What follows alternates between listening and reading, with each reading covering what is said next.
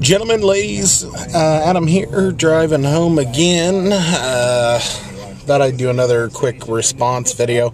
I watched Sega CD Universe did a response to, I think, Energos. I don't know if it originated with him or not, but it was like, if you could go back and warn a game company or tell them, what to do and make a change, what would you do? And the first thing, I commented back to him in his comments, and I don't know, sometimes I just feel like that's not enough. I got to do a video. So I thought I'd do a video, but my first comment back to him was I would go back and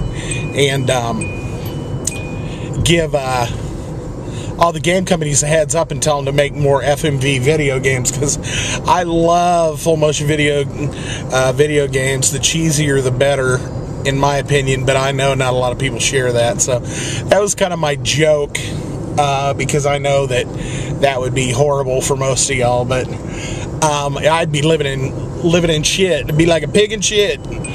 But anyway, if I could go back in time, and one of these days I'll wear a seatbelt so you don't got to hear the seatbelt thing dinging. My real thing was, and I left this comment on this thing, is I'd go back and tell Nintendo not to release that model, that toaster model in America. That pin connector and stuff caused so many problems, so many,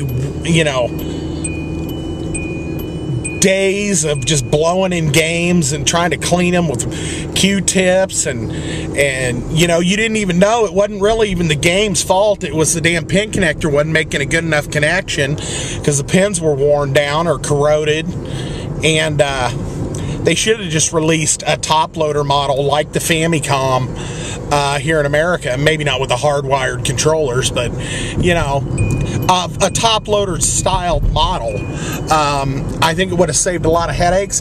And I was telling him, I was like, Nintendo had to have lost some of their business, from this, because I remember as a kid I had a Nintendo, and when it started screwing up, and especially as I got older and the next gen was coming along, I was like, man, screw Nintendo. This is the worst piece of crap. It hardly ever works half the time, and I was like, screw them, I'm going Sega. And I did go Sega, and then eventually PlayStation, and then this last gen I bought an Xbox 360. But basically it went NES, Genesis, Sega CD, PlayStation, PlayStation 2, and then the Xbox 360. Those were my kind of each gen level. That was the system that I had for each gen. Now Nintendo won me back when they created a game called Super Metroid. I loved Metroid so much, and that game just looked like the shit. I remember going to I did this, explained it before, but they used to have like a kiosk thing at Kmart, and you could go and press buttons, and it basically did like a trailer on the game.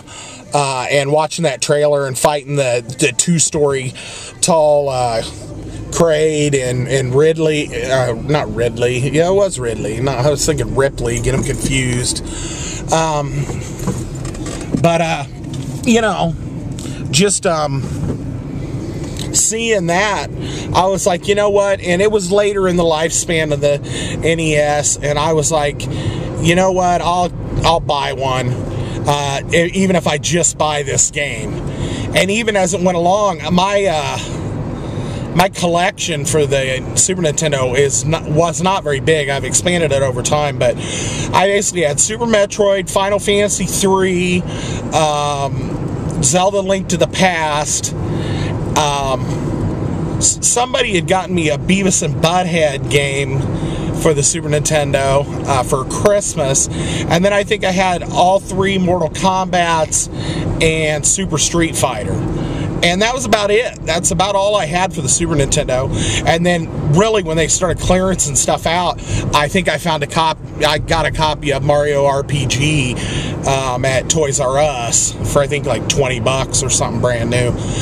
Are you gonna go, motherfucker, or what? God damn, that dude's halfway out the road. Anyway, yeah, I just, so I didn't really buy, except for a few titles on there and a lot of fighting games. I didn't buy much for the Super Nintendo.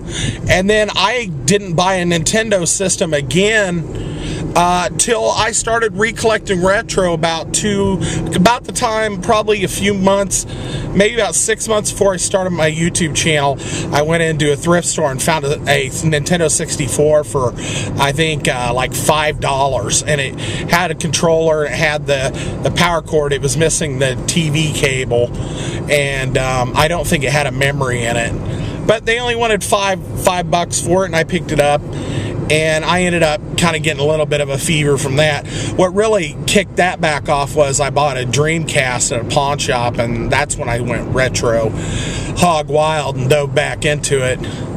But basically, I didn't buy another Nintendo thing for a long time. And then I bought that 64, bought some games for it, and then I think what it was is they had like a Platinum GameCube or something at one of the one of the thrift stores, and they halved the prices every week, and I think it was like $25 and they halved it down to $12, and I was like, I'm gonna pick up this GameCube because I knew they had a couple of some exclusives that I wanted that I had never played, but I'm not a huge franchise fan other than Metroid.